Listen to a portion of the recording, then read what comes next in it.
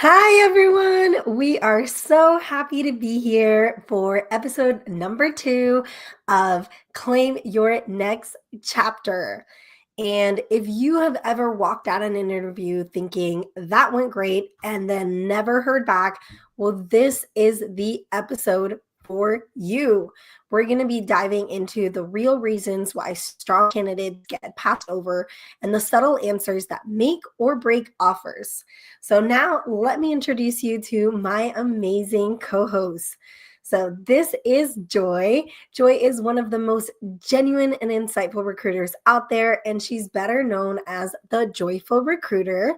She has helped countless candidates land roles that actually fit them, not just a job, but the right one. And she's also the founder of Joyful Talent Solutions, where she helps candidates navigate the hiring process with confidence. So excited to be here with you, Joy. Likewise, Patty, thank you so much for that generous info.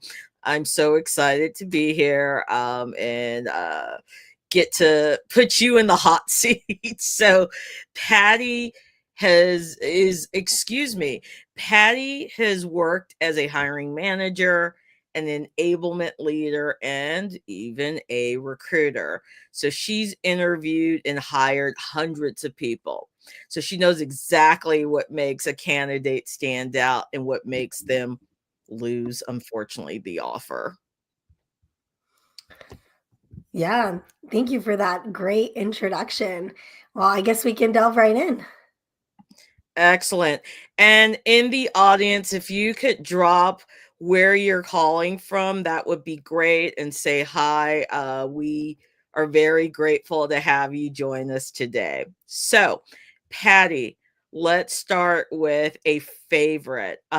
This is one we always ask because we're really trying to uncover what motivates candidates. So, the question is, why do you want to be in sales? Yeah, this is one that's so important and that many people get wrong. One of the kind of bad answers I hear all the time is I want to help people. Okay, that's great, but that doesn't actually answer why you want to be in sales. You can do a million things. You can become a doctor, you can start a nonprofit, you can, volunteer at different places, but why sales, right? And same with people who say, "Oh, I love to talk." Great, you can talk in customer support. You can be a teacher, right? But we really want to get into why specifically sales and what it means to you. What do you think, Joy? Do you agree? I do agree. Helping people, I think sometimes is a filler phrase and sometimes it is overused. So, what's an answer that actually stands out to you, Patty? Yeah. Well, I think the biggest thing is being honest, okay? If you're in sales, you are probably motivated by money. And it's okay to say that. It means you're being transparent and honest. And money allows you to do a lot of things. So you can share, that as well. But the great answers are the ones that people share that they're in sales because they're motivated by growth, impact, and money. And, it shows you actually have self awareness and, you want to get the role.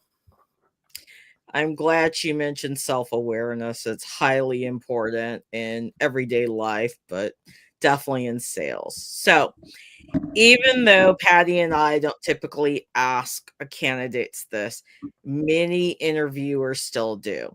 So, what will you say if you're asked, what is your biggest weakness?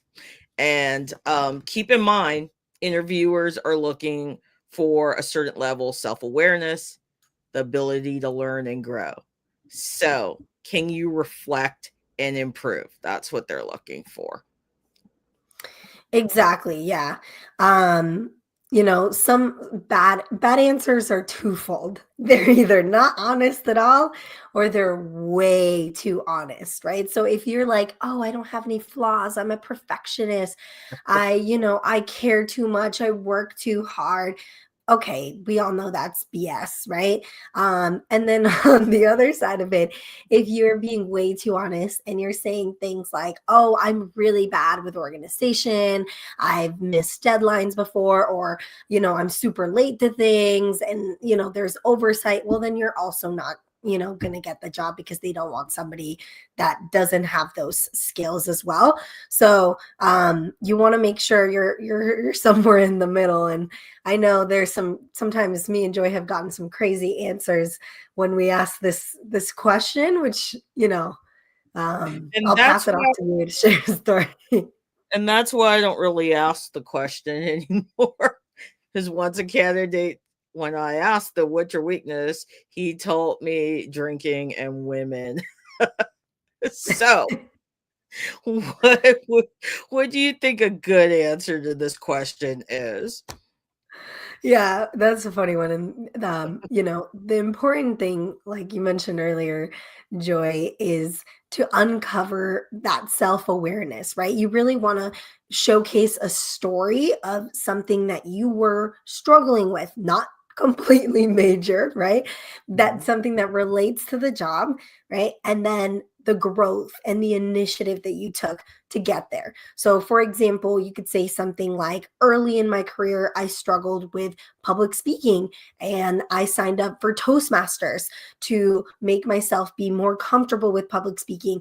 And now I've gotten to the point where not only am I comfortable, but I enjoy public speaking and I'm able to do it well, right? So it shows you had a weakness, you're human, it shows growth, and it also provides a solution as well.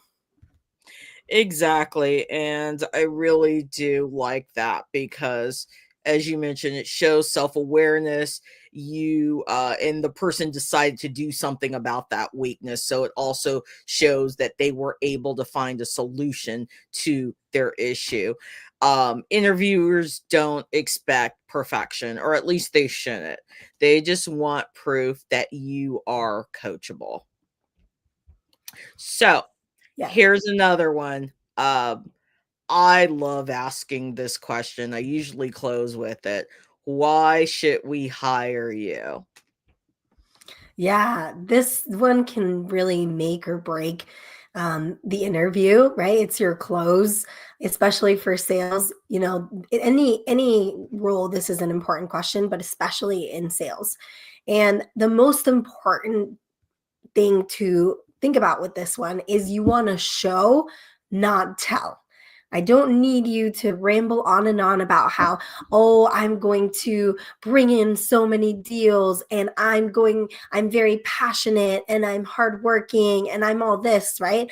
That's great. But what are you actually demonstrating, right? So this is where using a summary of your achievements, really bringing in data and showcasing what you've done in the past and how you're going to bring it into the company. And it doesn't have to be long. Really, one strong sentence can be all that you really need. So, an example of that can be I've hit 120% quota for the past 2 years, and I've exceeded all of my KPIs.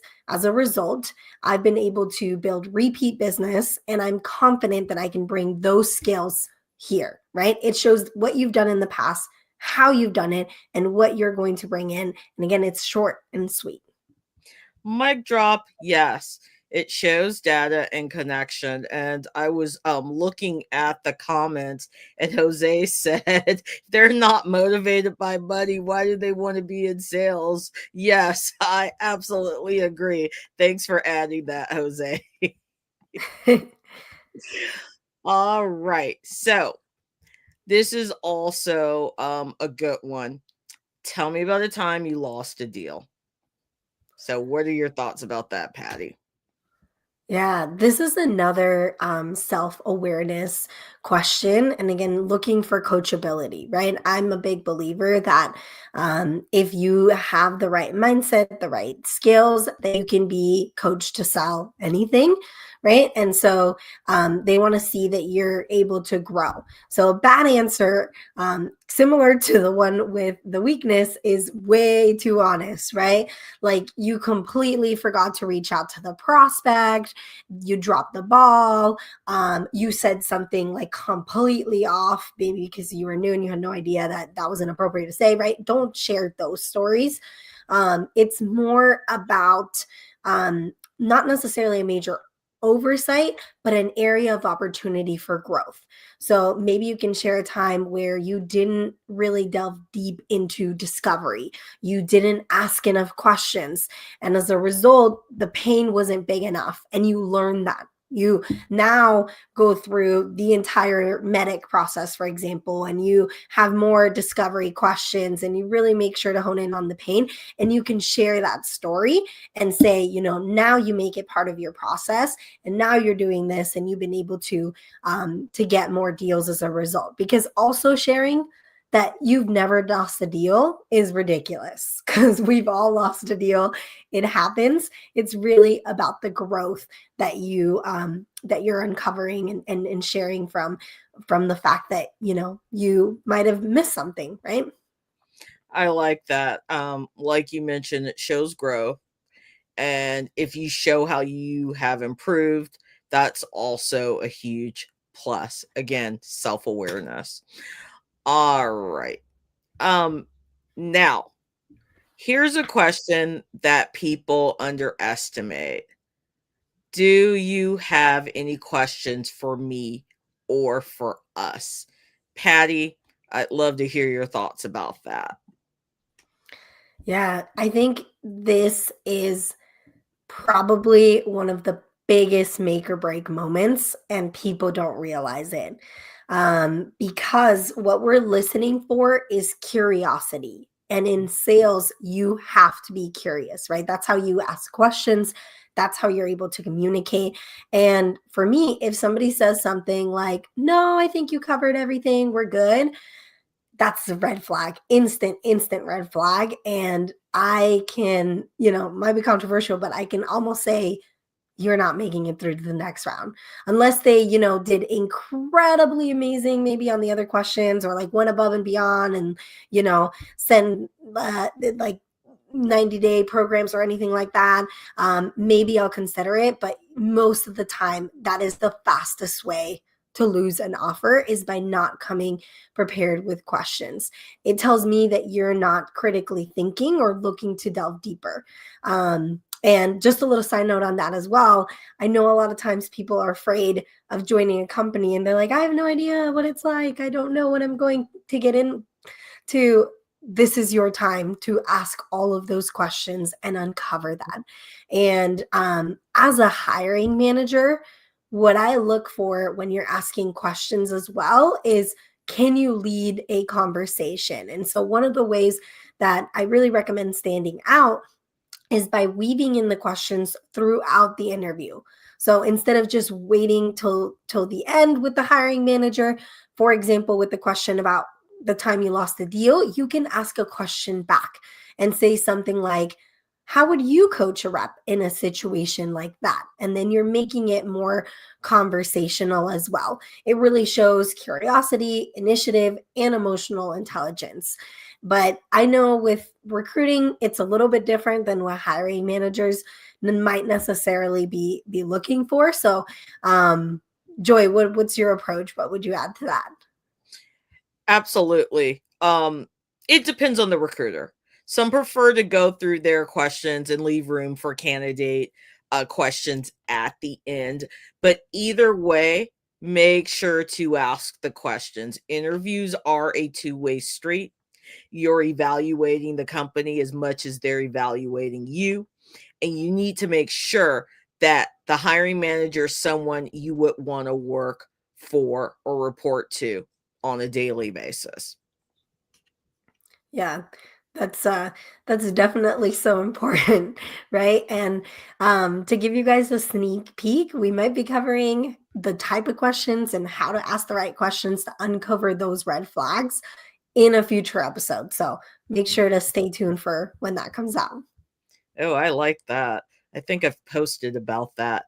So here's a question that usually is at the beginning of the interview. Tell me about yourself. How should someone answer that, Patty? Yeah, save the best for last, right, right, Joy? With regards to the questions, this Exactly. one's really important because it sets the tone for the interview, right? If you start off with a very long answer, it's gonna set the tone of like, maybe on the interview, right? First off, we do not want to know about your life. I know it says to tell us about yourself, but we don't need your life story. We want your work story. So highlight what you've done. What is it that you're great at? How you accomplished it, and why it's significant to the role. And again, really short and sweet, one sentence for each of them. What have you done? How have you done it? Why is it significant? That's all you really need. And if it's longer than a TikTok, it's too long. Yeah, exactly. Okay, Patty. So, what's the best way to structure interview answers? Great question. And if you guys have been paying attention with the examples that I've been providing, I used a specific framework called what, how, why. And I kind of showcased it a little bit with the last one, right? So this is a framework I trademarked because it helps you be confident, concise, and memorable. So the what is the situation. What is it that you did? One sentence, right? How? How is how did you do it? And why? Why is it significant either to the grand scheme of things, right? If you're sharing about a time you closed your biggest deal, that obviously you closed your biggest deal, or why it's significant to the role that you're going to do it again, that you've learned these skills, that you're going to bring that to the table. So, what, how, why, best way to be able to speak confidently and concisely. And it's what I coach on. So if you want free access to my what, how, why framework worksheet to practice for your own interview answers, go ahead and put Sales Career Lab in the comments, and I'll send that to you for free for being part of this podcast live. That's great, Patty. I think that will benefit a lot of those who might have struggled or are struggling through the interview process. So, excellent tool. All right. So, this is our favorite part of the program. We're going to pass the mic to the audience. So, any questions that any of you have for us? We'll wait. Yeah. Don't all go at once. I'm curious if there's any other question that maybe we didn't cover that you feel is one that you feel like is like a trick question or that stumps you, and we can kind of tackle it together. So go ahead and put that in the comments if there's any question that you're unsure about how to go about standing out and answering. Put it in the comments. And while we wait for that, um, one thing I would say is I think now I've noticed this because I still, as a recruiter, still do phone interviews. And I know if people are typing something into AI to get their answers because I can hear it, but also it's a pause. And if someone is asking me to repeat the question more than once, then it's a dead giveaway. So I just want everyone to know that whether I mean, and I'm a huge fan of AI, but I'd say use AI wisely, be smart how you use AI. All right. Any questions from anyone? All right. Well, if you think of anything, please feel free to post it in the chat. Otherwise, we want to let you know in closing, recruiters and hiring managers want you to win. We are cheering for you. And hiring managers want to stop interviewing and start building their strong teams as well. Yeah, we're all on the same side here, and I think that that's something that's really important. It might seem intimidating, but there's no reason to be afraid in interviews. We are all rooting for you, and if you want to claim your next chapter, we invite you to book a 20-minute chat for free with either me or Joy to help you get clear on your next steps to claim your next chapter. So we'll leave this up for a second to let you guys scan the QR codes and decide if you want to meet with either of us or both of us. This is my QR code. This is Joy's QR code. We'll leave that up there for a second. And as well, if there's any questions, I see There they is a actually question. posted one. So we'll go back Yeah. to the comments over here. Do you want to answer it or do you want me to answer it? I would love to hear your thoughts about this because I definitely have my own thoughts. Let's see. What should an interviewee say when the company tries to force a salary number out of them? Apologies if this was asked before. No worries. We actually haven't covered that one, and that one's a really good one. You want to give your take, and then I can add on to it if you want, Joy, or how do you want to do this? All right. Well, there is a saying, whoever gives the number first loses. So I don't like sharing that, but I mean, if you are in sales, you already know this. As a recruiter, I like to have someone tell me the number first, but and it's not to lowball them or anything because I believe in getting candidates exactly what they deserve. But this is what I'll say. And I should be charging for this right now. The perfect I'm about to tell you, you're getting this for free. What you should ask them is, I'd love to answer that question, but what is the range for someone with my background and experience? I love that. Make sure you guys write that down. Yeah. And I'm in full agreement with you, Joy. I typically coach my clients to make sure that they're not the one revealing a number, that they get a range as well. And then I'll take it one step further, which for this whole podcast, we really should be charging Joy because we've given away so much. But once you get that range, right? Or if that range is, you're in a state where they have to disclose the salary range and they're like, where do you fall into, right? Don't say a number. If you are within that range, right, which you're applying for, ask what's the difference between a blank case salary and a blank case salary. And then that way you're hearing from them, somebody making X amount is getting this higher range because they're, they did this and this and this, or they have X amount of years of experience of doing this, right?